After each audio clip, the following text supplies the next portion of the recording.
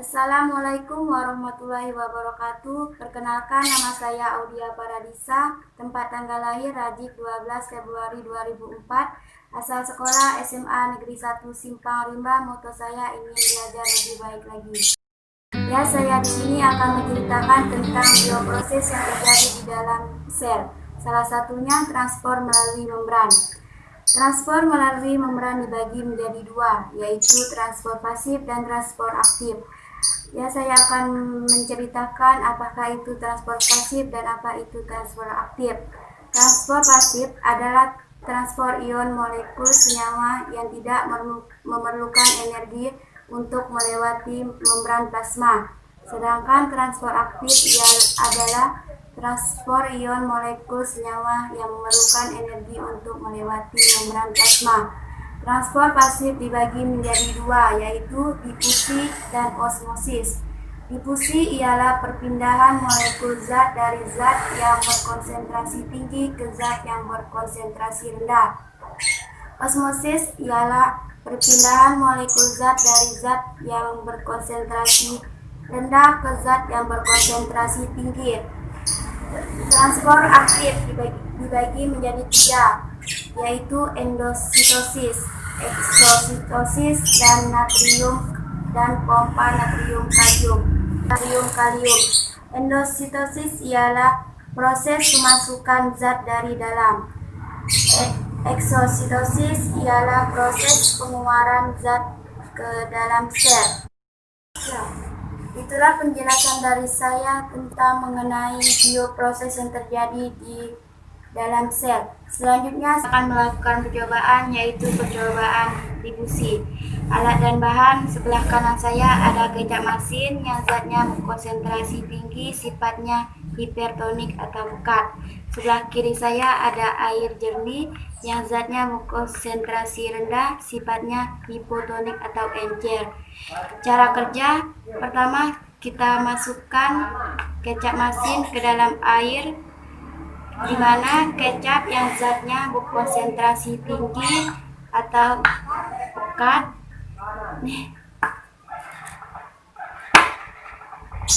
kita tuang ke dalam air yang sifatnya hipotonik atau encer. Kita lihat di mana reaksi, di mana ternyata percobaan yang kita amati tadi, air yang semulanya jernih, zatnya konsentrasi rendah, sifatnya hipotonik atau encer, setelah kita tuangkan dengan kecap masin yang zatnya berkonsentrasi tinggi, sifatnya hipertonik atau pekat, ternyata ada perubahan warna, rasa, dan teksturnya. Airnya menjadi pekat, dan inilah hasilnya.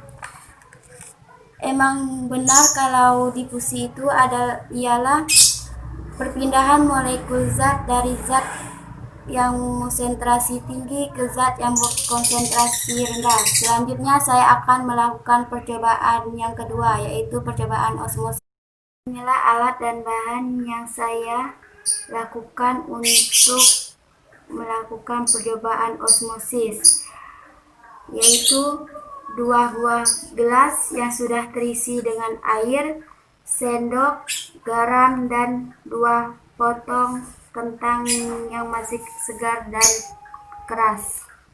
Selanjutnya saya akan melakukan cara kerjanya. Pertama, saya masukkan garam secukupnya ke dalam gelas pertama yang sudah terisi air. Lalu kita adukkan garam hingga merata dengan air, sehingga garam dengan air menjadi pekat.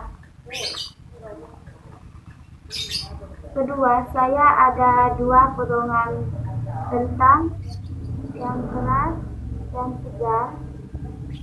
Lalu saya masukkan ke dalam gelas pertama yang sudah terarut dengan air garam.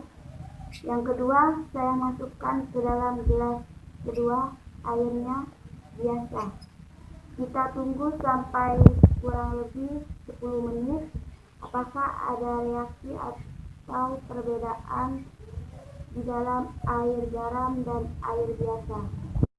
Percobaan yang diamati tadi adalah percobaan osmosis, yaitu perpindahan air melalui selaput yang bersifat impermeabel, di mana cairan air garam lebih pekat daripada cairan di dalam selnya, sifatnya hipertonik atau pekat.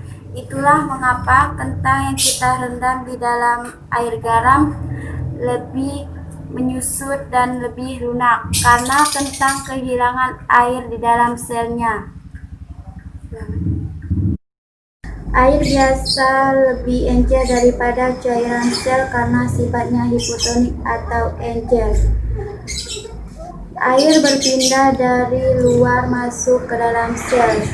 Karena itu, potongan kentang yang kita masukkan ke dalam air biasa sifatnya masih besar dan teksturnya pun keras. Sekian video saya hari ini tentang bioproses yang terjadi di dalam sel. Inilah hasilnya. Kalau kurang tepat dari penjelasannya, saya mohon maaf. Wassalamualaikum warahmatullahi wabarakatuh.